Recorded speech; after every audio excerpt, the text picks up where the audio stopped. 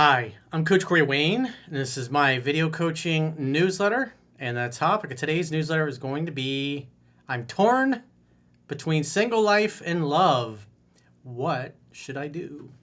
Well, this email's from a guy, he's in his early 30s. He says he's doing well, he's a musician, he's also getting his master's degree, and he's doing well with his purpose and mission in life. And he's doing well with the ladies, obviously, because he's been following yours truly. He's read the book a bunch of times.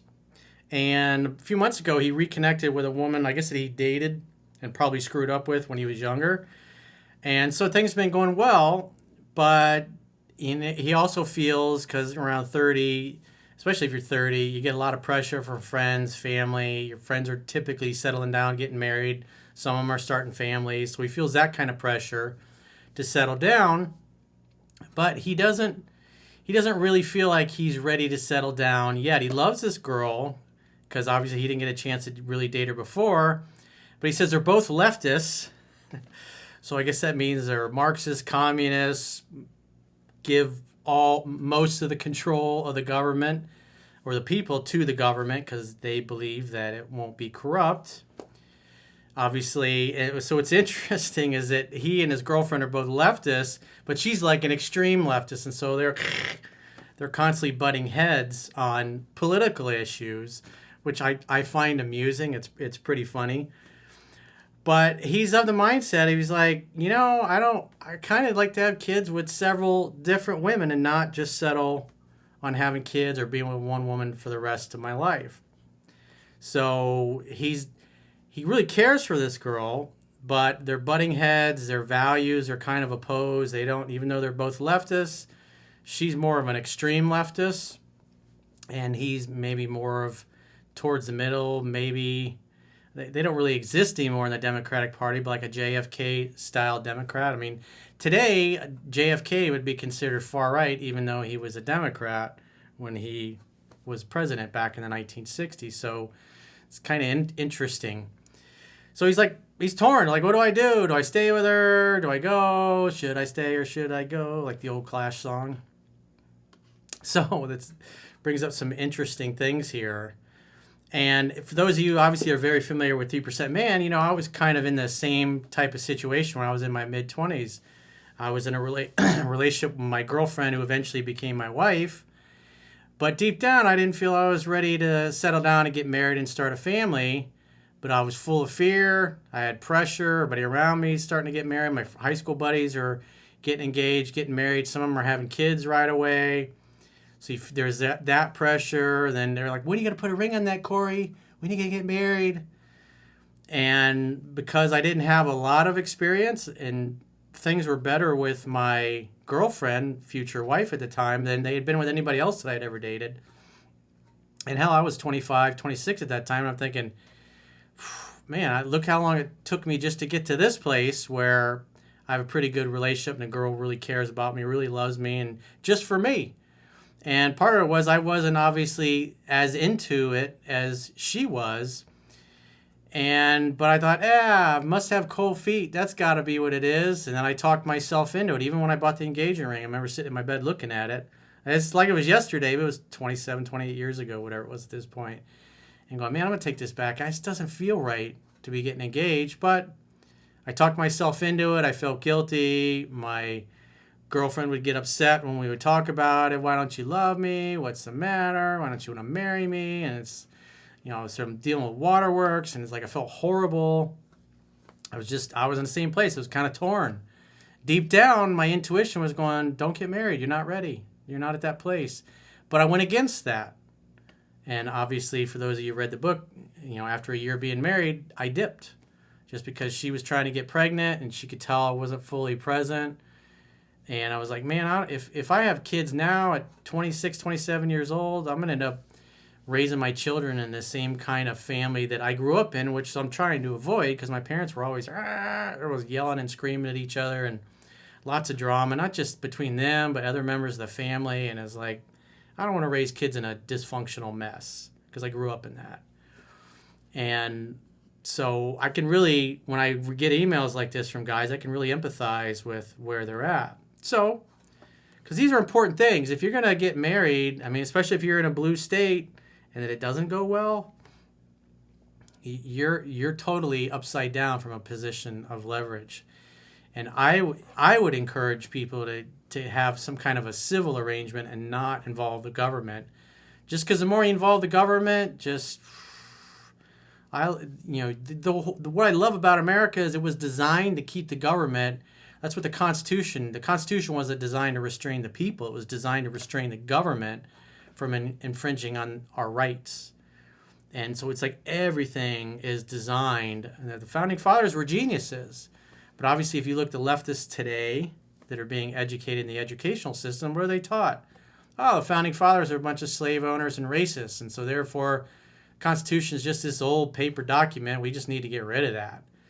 And you indoctrinate kids for enough generations, 50, 100 years, 50 years from now, the kids are going to grow up and they're like, oh, yeah, let's do away with that Constitution. Let's have a socialist, Marxist, communist paradise. That'll be great. Meanwhile, it's been tried in over 100 countries at this point and on 6 different continents, and the body count's somewhere like around 150 million.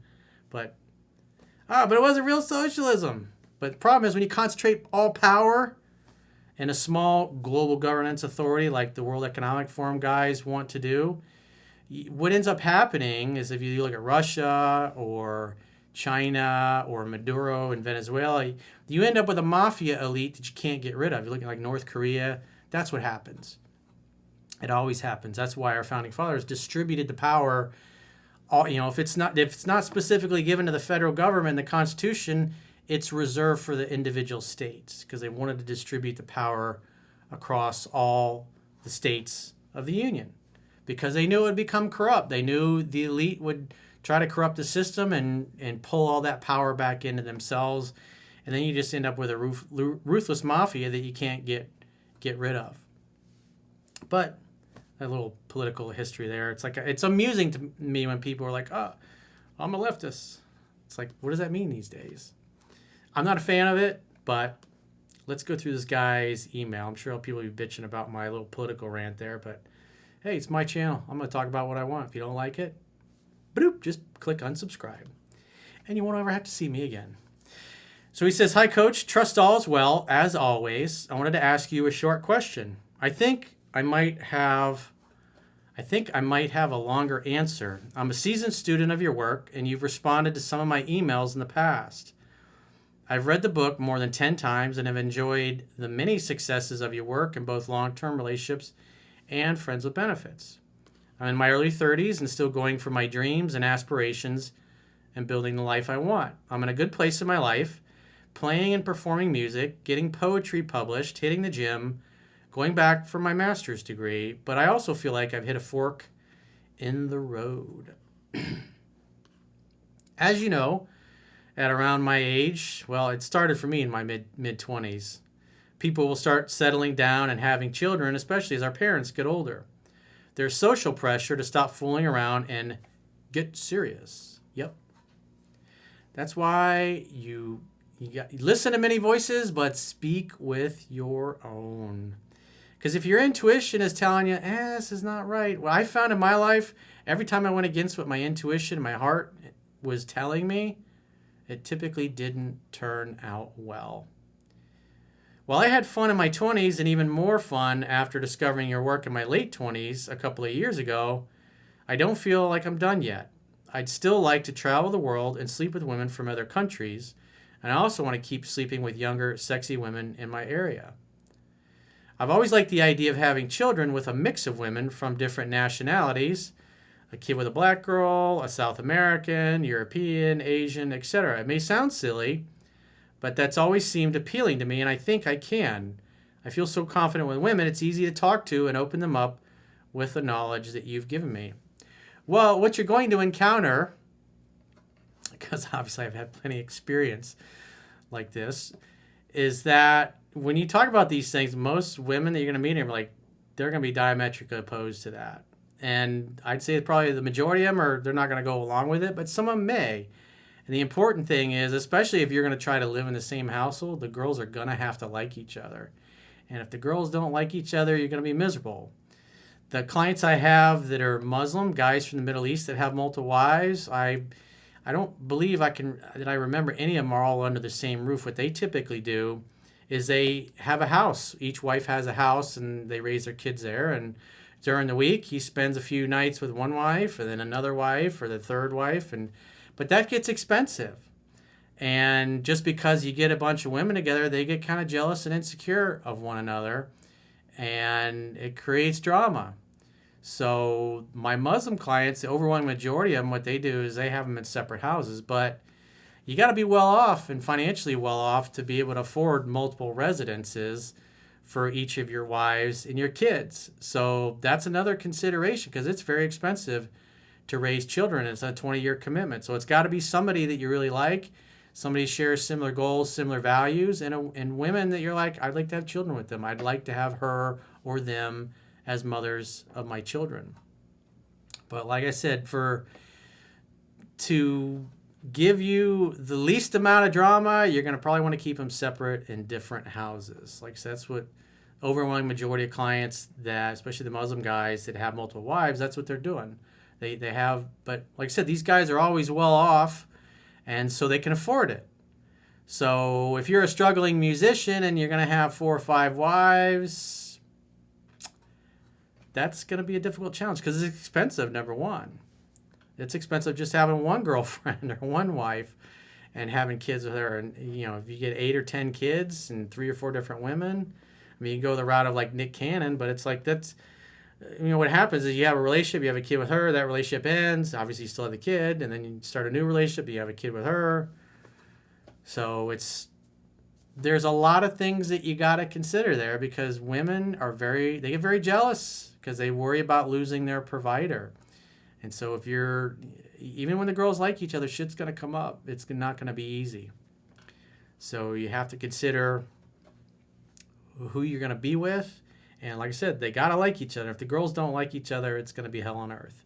You're not going to like it. So he says, my dilemma is at the same time, I see the appeal of love in being with one person for a long time. In the last 3 months, I've been spending a lot of time with a woman from my past. Things didn't work out when we were younger, but we rekindled and kind of had the love affair we robbed ourselves of. I love her, but we have some diametrically opposed views and values on politics and society that often drives big wedges between us. We're both leftists, but she's the one of those leftists who polices pronouns and speech while I'm totally against that bullshit. Yeah, it's like I was talking about earlier. It's people on the left tend to be the totalitarian ones. They're the ones that, root for the government to come down and crush you over the head with a baseball bat when you don't comply or you don't take the injections that they want you to take, or they don't like it when you have guns in your house. They believe in an all-powerful government and, we'll just have a great society because their heart's in the right place. But what they always ignore is history and the fact that when you concentrate a power, it's like Lord Acton said, who was a British politician in the 1800s. He says, liberty exists in the distribution of power and tyranny and the concentration of it. And though socialism and communism sound nice on paper, everywhere it's been implemented, what ends up happening is you get the most ruthless people rising to the top, and they always disarm everybody. That's one of the first things they do when they take power. Even Mao said, is like, our power comes from the barrel of the gun. And if the people are disarmed and only the government and the government agents have guns, it's like you can make people do whatever they want. I mean, in China, what they do with people is they harvest their organs. When they've decided that you get treated like a drone, and drones are disposable. Whereas in the United States, we'll talk a little bit about the war because it brings up some interesting points. And under communism, Marxism, socialism, leftism, where the government runs everything, the people are disposable drones. You don't comply. That's why the Chinese is like, hey, you're a criminal, you're this or that. They'll harvest people's organs. They don't care. You're just, what can we get from this person's body that's useful to the collective? Whereas in the United States, it starts out right in the second line of the Declaration of Independence. It's assumed there's a creator, and we're here at the pleasure of the creator. Therefore, the government needs to stay out of the way, in essence. It's like, so the whole country is built around the idea that you're here because the creator put you here. In other words, it's God's will that you're here. And it doesn't matter whether you're an atheist or not. That's what's assumed, that there is a creator and you're here, and therefore you're endowed with certain unalienable rights, which means they can't be separated. You life, liberty, pursuit of happiness. And that's why we have the right of self-defense, because you're an individual. You're a precious individual. You have a divine spark in you, if you will. And therefore, you're not just a disposable drone of a collective. Everybody has equal rights. American citizens are supposed to be the equals of their government. And so when you have that mindset and that philosophy, and you look at like the weapons that we're supplying Ukraine with versus the type of weapons that the Russians have. Just look at the tanks. So you take the M1A1 Abrams tank, and it's got, a really good armor for it. It has all of the rounds that are for the gun are in an explosive proof compartment with a door that slides open. The gunner pulls the round out, the door closes. And so if the tank gets hit and the ammunition detonates, there are doors in the top that are supposed to explode out. And so the explosive force of all the rounds going off blows out the back of the tank. You're going to disable the tank, obviously. But your crew survives, and all of their training survives.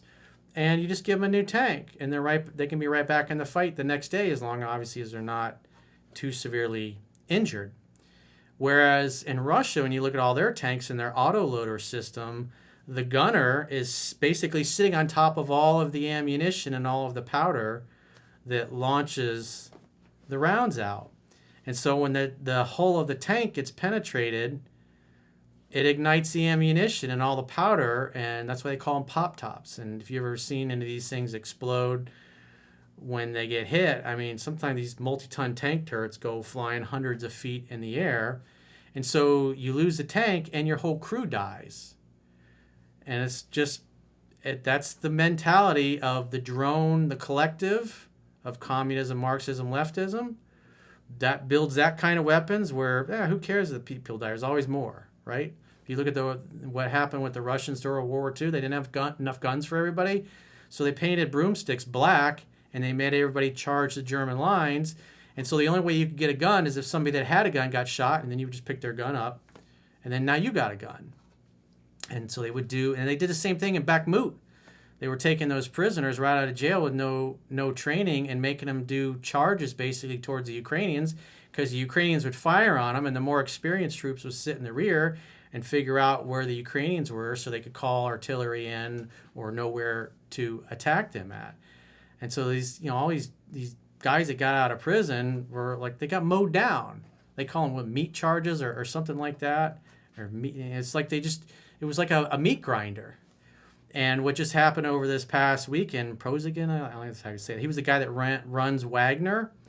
He basically drove the his forces were literally on the outskirts of Moscow. And I guess the original intent was that he wanted to take prisoner, what's his name, Shogu and Gazmarov, that was his name, Valery Gazmarov, the two top guys in the Ministry of Defense. And that was their plan. And when you look at like Russia, you got Putin, it was interesting, the guy that's the head of Wagner, he used to be a cook.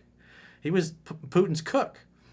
And so you got a bunch of oligarchs in Russia that are basically fighting amongst themselves. And I've just been reading that now Putin and the Russian military is purging their ranks of anybody that was friendly or supportive of the Wagner rebellion, if you will. And so now they're all fighting amongst themselves, which is great for the Ukrainians, because now they've taken, with all the Wagner people basically being booted out, they're losing 25,000 of their most experienced and battle-hardened troops, which is good for the Ukrainians.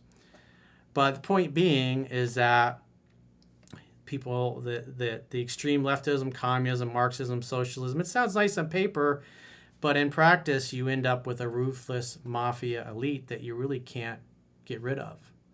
Because you don't have guns, you can't really do anything anymore. And so that's why, that's just one of many reasons why I'm diametrically opposed to that stuff because it infringes on the rights of the individual.